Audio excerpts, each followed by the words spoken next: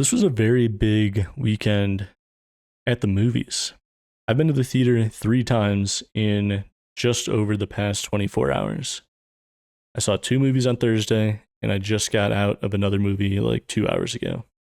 I saw Black Bag, I saw Novocaine, and then today I saw Opus. This was the movie that I went into completely blind. I realized earlier today I had my ticket, and I was like, I don't think I've even seen a trailer for Opus. I remember hearing about it. I know Ayo Edebiri, I don't know if that's how you say her name, is in it. And for some reason, I also had it in my head that she directed this movie and or wrote it, which neither is true. She just is in it. She just stars in it. So I'm not sure how I got that in my head, but outside of the misinformation I had, literally knew nothing about this movie. I went in as blind as I've gone into any movie in the last several years. And that was cool on its own, not having any expectations or really any insight into what I was getting into. And I think that might have led me to walking out of the movie liking it a bit more than what the consensus seems to be.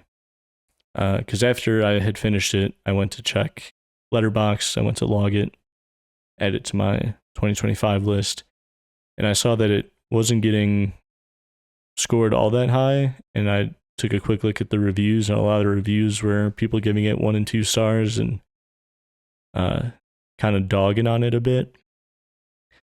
So I think it's safe to say that I was at least a bit higher than what the people who have seen it before its wide release thought on Letterboxd. Maybe the number will climb a little bit as a wider audience goes to see it. I'm not entirely sure, but I don't think it's quite as bad as the reviews I was reading. So give you a little bit of an idea of what the movie is. I'll be spoiler free for all the movies I talk about today. But basically you have Io, who is a writer for a pop culture music magazine, and there is this artist who has not been heard of in 25 or more years, who is now coming out with a new album. It's this big deal, and he invites a few people in the media to come out to his camp. I don't really know what to call it. Come out to visit him for a weekend and listen to the album before it gets released. And so it's Io, who's not very high in her company. She's pretty low ranked, but it's also her boss, like the publisher of this magazine. There's like an Instagram influencer. There's a paparazzi person. There's 6 people total who get invited to this weekend. Basically, as they're meeting with this artist played by John Malkovich and experiencing his compound and the people that he's with there, basically Io gets some strange vibes about the place. If you can tell kind of by the trailer that's playing behind me, it's quite culty. It's not a spoiler to say that's there's no cult. There is a cult. It's pretty clear. So the vibes are off. Some shit hits the fan. It is a horror movie, and that was like, again, the only other thing I knew just because it showed up on like my AMC ticket. So I knew that, things were going to get horrific at some point. I'll talk about a few more plot points, but again, I'll be spoiler free as I go through it. I think the first act of this movie is like super solid. And maybe it was because I was like extra into it because I had no idea what I was getting into. So I just wanted to make sure I was getting everything that they were setting up in the first part. But I feel like that's like the strongest section of the movie is the first act, is establishing Io's character and this artist that John Malkovich plays, and like his importance, because I mean, people like stop what they're doing. This is like the biggest news ever when he comes out and says, I'm dropping a new album. And there's a lot of fun original music. They play like an old hit of Moretti, John Malkovich's character, as they're like talking about his new album coming out, and then you listen to some of the new songs from the album. I don't know that they're songs that would necessarily make my Spotify playlist, but I like how they're used in the movie. They hit pretty hard. So like establishing all that, meeting the 6 people who are invited to this weekend, then going to this compound and kind of getting the lay of the land, and I think all that is fun. Like recognizing that there's like a cult, but the cult kind of seems okay, and then moving on from there. I think where it starts losing me a bit is about halfway through the movie, so like into the second act, like things are starting to get a little suspicious, but then all of a sudden it's like, wait, no, now it's actually like super sus. And then things move on a little bit further. Io tries to convince the rest of the group, like, hey, I think things are a bit shadier than they seem. And the rest of the group is like, nah, you're crazy. But then all of a sudden, like, shit just hits the fan, like, pretty instantly. And at that moment, you're not even, like, entirely sure why shit's hitting the fan so hard. And so I think that's part of what some of the people who are pretty low on this were getting at. I do think it's not paced all that well. And things progress a bit unnaturally or in a way that doesn't entirely make sense in the later half of the movie. And I think the other biggest criticism I saw in my quick perusal of the Letterboxd reviews was that it feels too similar to other movies that have come out, specifically other A24 movies that have come out in the last few years. A lot of people pointing to The Menu, Blink Twice, and Midsummer. And of those 3, I've only seen The Menu personally. And I get that, I know the general premise of the other 2, and I get that there are certainly similarities, but I don't know that they're so similar that I would say that this is the same as those movies. I do think, like, ultimately, at least from The Menu, like, the main, like, themes you're supposed to pull out of it are different enough. I don't think the themes in this are super deep. I think the writing wants to try to convince you that they're a bit deeper than they are. I was very surprised by the cast in this movie, not knowing what I was getting into. You got Murray Bartlett from White Lotus. He's great. There's a guy, I don't know his name, from Better Call Saul. It was cool when he showed up. I was like, oh, I know that guy. And then John Malkovich. Whatever you think about this movie, good or bad, John Malkovich is eating. He is just chewing up every single scene he's in. He's having a great time. I'm having a great time watching him. He is a 10 out of 10 in this. Pretty much worth the price of admission, I think, to watch John Malkovich be this super eccentric cult leader, pop star who's kind of been in isolation on this compound for the last 25 plus years, and then comes back with his new music, and he like performs some of it as they're on the compound and stuff. And man, it is a lot of fun just watching John Malkovich be John Malkovich. They should make a movie about that.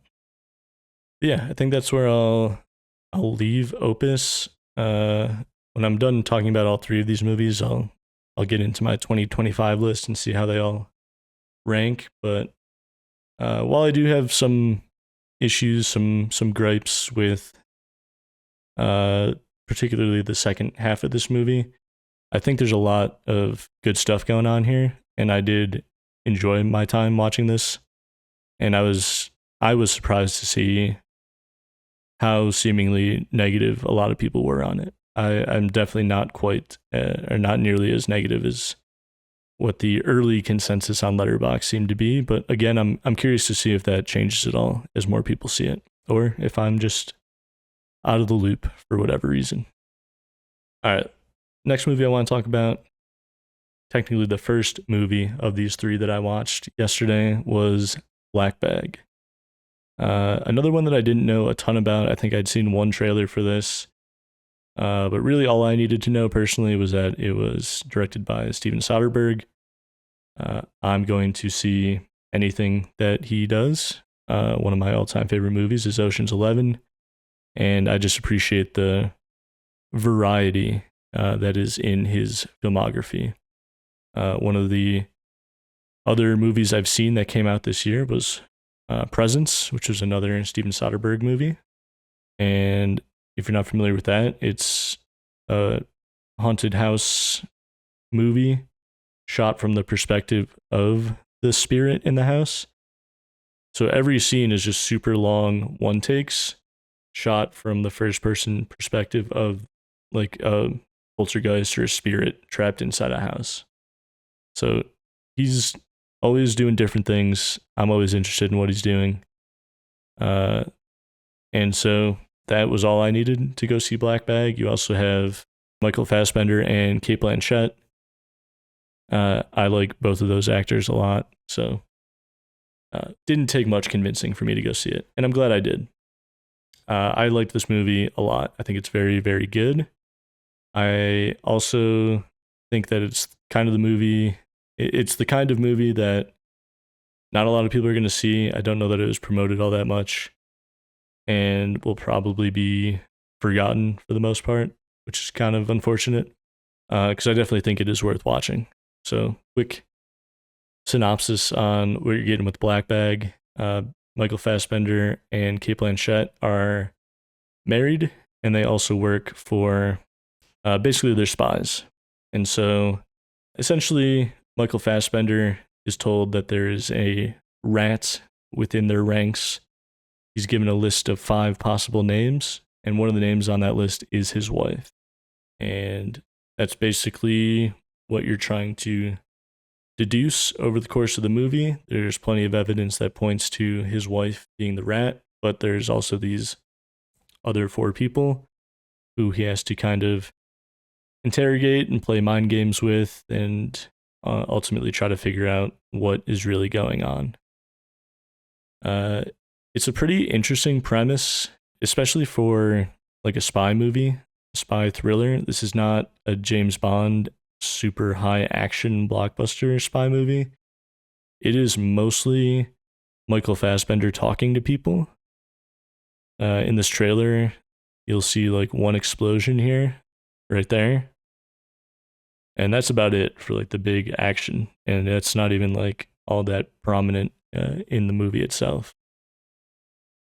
So it is definitely leans more into the mystery and the intrigue and the interpersonal relationships is like the biggest focus. It's not just Michael Fassbender and Cate Blanchett's marriage, but the other 4 people who Michael Fassbender is kind of interrogating are 2 other couples. And so it also like kind of dives into their dynamic and their relationships and how all of these people in these relationships with each other and all being coworkers, they're also all spies. So there's like that added level to everything where nobody's ever telling the truth, even to their significant others. So that's like a really fun thing that they play with and is pretty much the driving force of this entire movie. It looks very good. It's very well acted.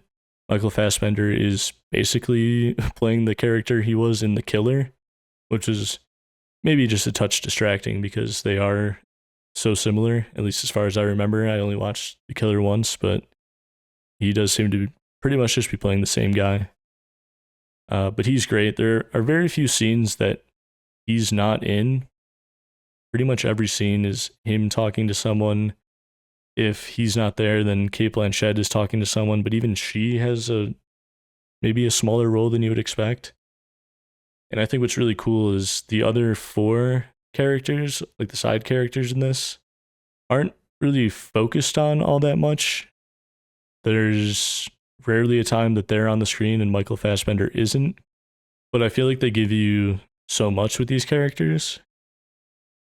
that when it gets towards the end and they become more integral to the story, even if you don't feel like you spent a ton of time with them, you still know them well enough that the payoff is still satisfactory in the end.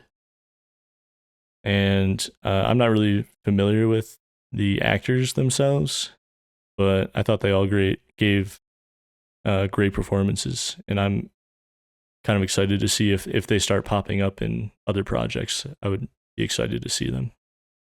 Yeah, it's relatively short. I think it's like a quick and easy 90 minutes. It feels like you're playing along the whole way. Like there's this mystery he's trying to figure out, trying to figure out whose information he can trust. There's this kind of like geopolitical mission kind of going on in the background that's kind of woven into this interpersonal issue, trying to figure out like who the rat is. And it's kind of fun to play along and try to figure out who's telling the truth and who you think is going to be the rat in the end. And as I kind of said already, I do feel like it's building all the way to the very end, and then I think it's a pretty satisfying conclusion when you finally get there. So definitely would recommend watching this. I don't know if it's one that you have to rush out to go see in a theater, but if it comes to a streaming service you have, I would say absolutely, make it a priority to get on this when it does come out. And last but not least, let's talk about Novocaine, the one that you've probably seen a trailer for if you've gone to see any movie in the last 2 months or probably watched any sporting event. I feel like I've seen commercials for this too. Definitely the most promoted of the three that I'm talking about today. It's also the second Jack Quaid film that I've seen this year. Companion was another one that I watched a month or two ago, whenever that came out, which I liked a lot. But Novocaine stars Jack Quaid, and he has a condition where he can't feel pain. And as we're kind of seeing in the trailer here, he works at a bank. That bank is held up and robbed, and they take this girl that he just the night before went on a date with and pretty much fell in love with. They take her hostage, and so Nathan Kane takes it upon himself to chase after her and get her back. And so, because he has this condition, he's able to withstand any amount of pain thrown his way when he's outmatched and outgunned in a lot of these scenarios. And that allows for a lot of very fun action scenes, which is really what you're paying for when you get a ticket for this movie, and really what they're selling you in the trailer is that there's a lot of action scenes, and they're going to get really creative with what they can do when their protagonist and their action hero can't feel pain. So, in a lot of ways, I think they say it in the trailer, but they say it in the movie, she calls him a superhero. He's not quite invincible, but he's able to do more than the average person would be able to do for sure. I do think they take full advantage of this premise, and even more so than I thought, in the sense that I thought this would get stale, or I thought it would just kind of be one note, and it's not. I was pretty impressed with how they were able to mix things up, the different ways that they, the different scenarios that they put them in. I think in something like this, like an over-the-top, graphic violence action movie, anytime you can do something pretty crazy and kill a guy in a way that I've never seen before in a movie, like that's kind of a plus. That's something I liked about Monkey Man last year.